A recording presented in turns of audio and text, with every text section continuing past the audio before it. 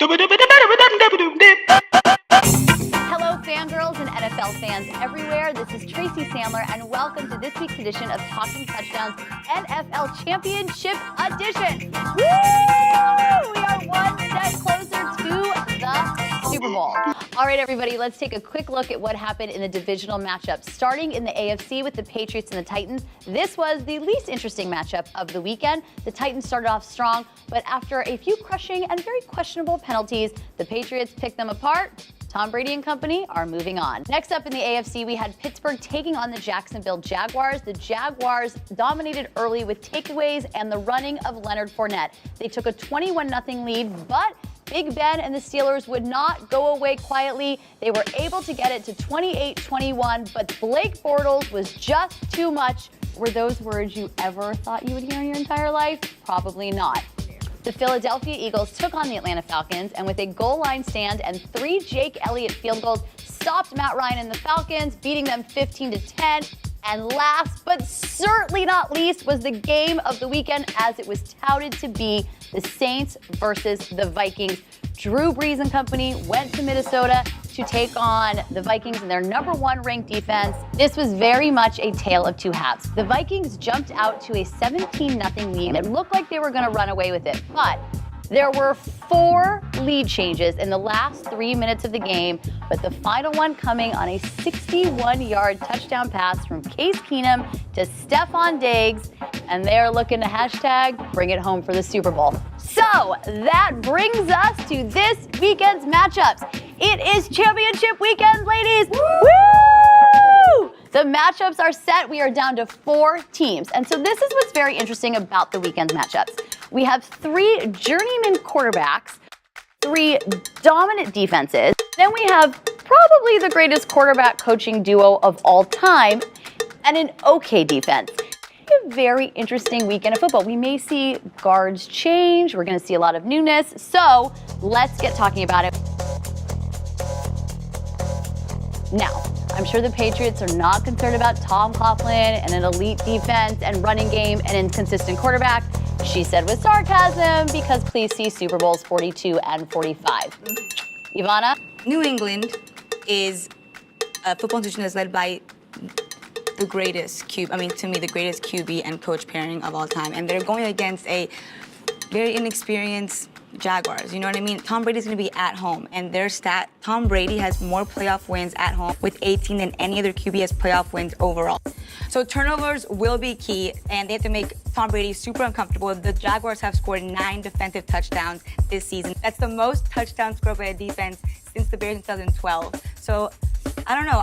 In my heart, I want the Jags just because, I want the underdog. But in my head, if anyone who's smart, they know that Pats will take this home and they're going to kill. Well, you have to take a look of the strength of this Jaguars defense, which, by the way, happens on the outsides with cornerbacks Jalen Ramsey and A.J. Boye.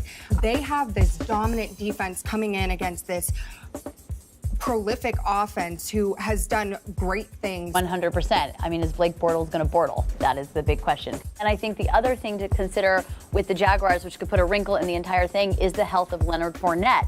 Right. He had an ankle injury the other day, and if Blake Bortles is at all inconsistent, they're really going to rely on that run game. So that is going to be very important. That being said, I'm having trouble with this prediction. I just feel like you can never count out Tom Brady. I would like to see Jacksonville take the win. I'd like to see a new team in the Super Bowl. And like you said, Leonard Fournette, that's a big question there. How healthy is he going to be? Tom Brady is the Michael Jordan of football. And I don't go against Michael Jordan. He's still #1. So I'm going to give it to the Patriots. I want to win. You mentioned it earlier. The Patriots have an average defense this year. The Jags have a dominant defense, but they also have a lot of offensive weapons. So even though they have had to rely a lot on their run game, and Blake Bortles has been not so great and not so consistent during the regular season, he has played very well in the postseason. This last game, he played exceptionally well. So I think that if Blake can ride this high, keep going, focus eyes on the prize, I'd say the Jags are going to take it home. All right, so we will see who wins that one. It'll be a very interesting day in Foxborough. And now we head to Philly, the city of brotherly love, but I don't think we're going to see much love between the Eagles and the Vikings. This should be a pretty incredible matchup. Now, Philadelphia is the #1 seed. You actually have the two top seeds playing each other. Philly, #1 seed, have the home field advantage, but they open the game as 3-point underdogs. As we talked a lot about last week, the lack of Carson Wentz is the reason for that. But you cannot count out Nick Foles.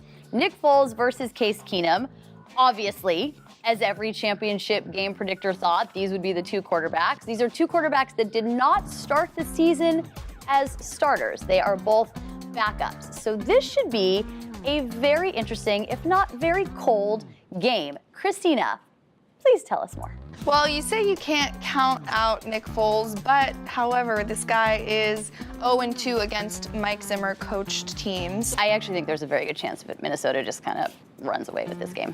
Yes, I agree. And I mean, I think that Minnesota definitely, there's no denying that they have a strong defense. Case Keenum has come out here and made a name for himself. I think that the Eagles are a great team regardless of Carson Wentz. I think they've got some really good targets. Nick Foles does, at least with A.J. Ajayi, him running that ball. I mean, he's really got that oomph in him, and you can see that these guys, regardless of Carson Wentz, are a good football team. I'm still giving it to the Vikings. Yeah, I think that this is I just think they're a little bit of a team of destiny. I think when a play like that happens, sometimes there is just kind of a team of destiny in the NFL. So I'm going Minnesota. I'm again going to hope for the underdogs. I'm hoping for the Eagles. I think home field is the only advantage that the Eagles have, and I think the Vikings have a little angel on their shoulder in this whole thing. So I'm going with the Vikings. I agree. I'm taking the Vikings as well. We didn't mention earlier, but time of possession will be key in this game. And the Eagles and Vikings are ranked #1 and #2 respectively in that category. It'd be interesting if we had the Jaguars and the Vikings, the #1 and like two top defenses in the NFL playing each other. That would be pretty incredible. Here is a fun fact, ladies. 3 of the 4 teams at championship games have never won a Super Bowl. The Jaguars have actually never been to a Super Bowl. The Vikings and the Eagles have 6 Super Bowl losses between them. The Patriots have 5 Super Bowl wins. It's just a lot of numbers flying around. I don't know that they mean anything at all, but I like numbers and fun facts, so I threw them in. So, very interesting championship weekend. Join us next week and we will be talking Super Bowl. It's finally here, almost. Yay! Can the Vikings #bring it home? We shall see. Later, skaters.